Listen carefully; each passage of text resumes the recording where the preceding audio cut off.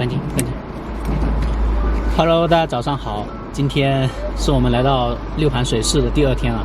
昨天不是去看了那个宠物医生了吗？他让我就是回来给他吃了益生菌之后，看他第2天还会怎么样，会不会拉稀。就昨天晚上喂了一点点狗粮嘛，然后今天带半斤去遛的时候，它还是有点拉稀，但是没有之前那么稀了。所以说我把他的那个稀便拍了照片，现在准备拿给那个医生看一下，看看还要不要后续再怎么治疗。不过半斤昨天呢才吃了1包益生菌，可能还没调整过来吧，看看那个医生怎么说了。我去看那个医生就不带半斤过去了，因为就在旁边，我们昨晚就是在这个宠物医院旁边过夜的。马上回来半斤。他就拉着这样子的，也有一点点稀。你就继续给他吃那个益生菌，长黏膜上面的东西。黏膜上面的。对。你就先给他再喂那个益生菌哈，把那盒益生菌喂完，吃喝都正常。对啊。他只是说排便有点软。对他精神也挺好的，没事。对他精神挺好的，对，就没什么大问题，但是他就是会拉稀。没事的。那个医生说再给半斤吃一吃那个益生菌，把那一盒益生菌都给吃完，然后再看看效果。因为半斤的他整体的这个精神状况以及食欲啊，这些都是正常的，就是可能他的肠胃需要调理一下，那就只能这样子了。这几天我只能待在这个六盘水这里观察这个半斤的肠胃情况，然后才决定要不要继续往前走。然后今天呢，我要去给我的车做保养了，因为我之前接到了这个 4S 店工作人员打电话来，就是说我的车已经到了保养的日期，该去保养了。现在给半斤喂药了，半斤以为是吃的，好开心。待会给你喂吃的。医生说你今天可以正常进食咯，待会给你吃狗粮哈。来，走开一下。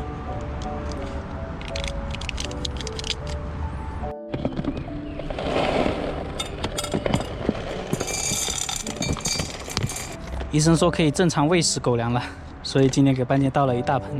待会吃了狗粮，把那个水给喝完，半斤。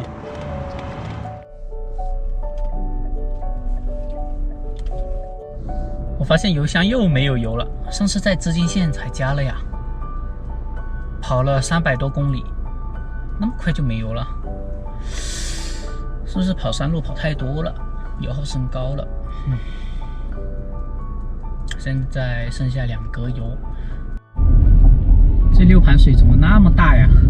都走了7公里了，还没到那个汽车城。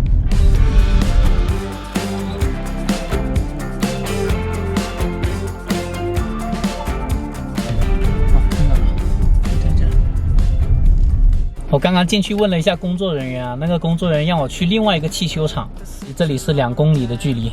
终于找到了，原来是这里有条小路进去的，在这儿。哎呀，没事，我待会带着他溜一下。对。你贵姓啊？姓刘。刘哈。好了，你晚上睡在哪里？睡车上。不好睡嘛。偶尔住酒店，野外睡车上。我也没留意到这里有刮花，这个我自己弄的。其他的好像没有了，你也检查一下。看你用什么油啊？我给你介绍一下，你用好一点的还是用一般的？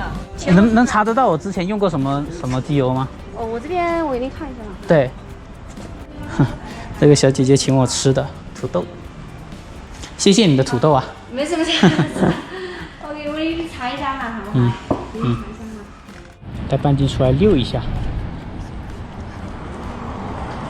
哎，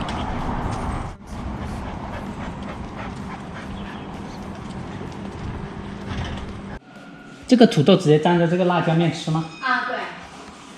你那边没这么吃过吗？没有。直接蘸着吃啊。这样子我们不吃这边。半斤烫，你不能吃，烫。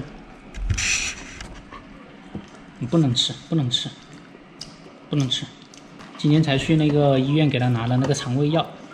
你是不是给他乱吃东西了？他在地上捡东西吃。对啊。小姐不能随便给他乱吃东西。对啊。你给他拴在你的凳子上，他就不会跑。对。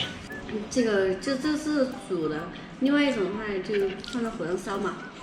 放在火上面，放在那种柴火上面烧，烧熟了以后吃。还有另外的话，要么就是炸，炸土的。放凉一小块，待会让他吃一下，不然他看着他吃不来吧？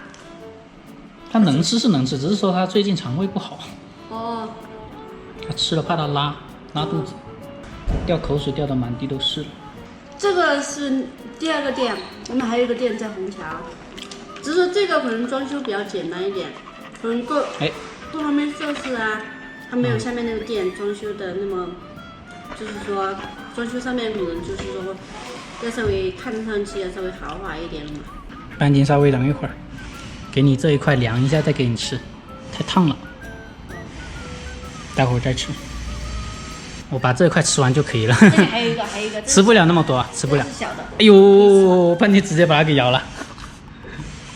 他偷吃，他知道那一块是给他吃的，他就直接跳上来吃了。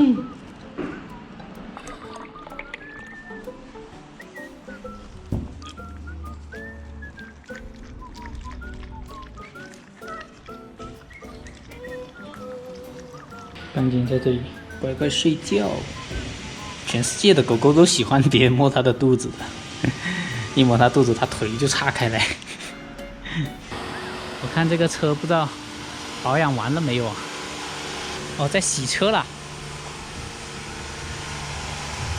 是在洗车了吗？洗了就可以了是吧？好的，洗干净就可以了。把车子都洗好了，来上车。我挂了那个安全带了，给他挂上安全带了。哦，啊，是吧？你肯定要刷到的。对，谢谢你们哈。那你看走。啊，好。现在呢已经保养完了我这个车子，这次保养有点贵哦，这个收费一共是904元，比我第一次保养贵多了。我第一次在惠州好像才保养了400多。主要是换了这个机油，机油是340加上150的这个工时费，然后还换了刹车油，刹车油一共是136，然后还加上150的工时费，还有空调滤芯80，然后20块钱的工时费，机油滤芯是28，就这些。他这里写的是5000公里就建议保养一次啊，我觉得应该10000公里都可以保养一次了，因为他换的这个机油其实是比较好的，我应该10000公里这样子。或者8000公里这样子才来保养一次会好一点，5000公里感觉保养有点早了。然后那个工作人员呢，他还向我换掉变速箱油还有防冻液，如果全部换下来的话，我觉得应该1800、2000块钱跑不掉了。所以说我感觉到 4S 店保养太贵了，可能我下一次保养要8000公里之后吧。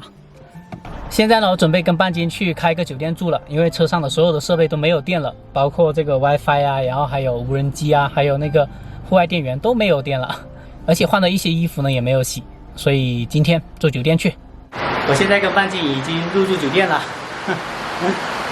这是一个很温馨的酒店，房间的灯都是昏黄的。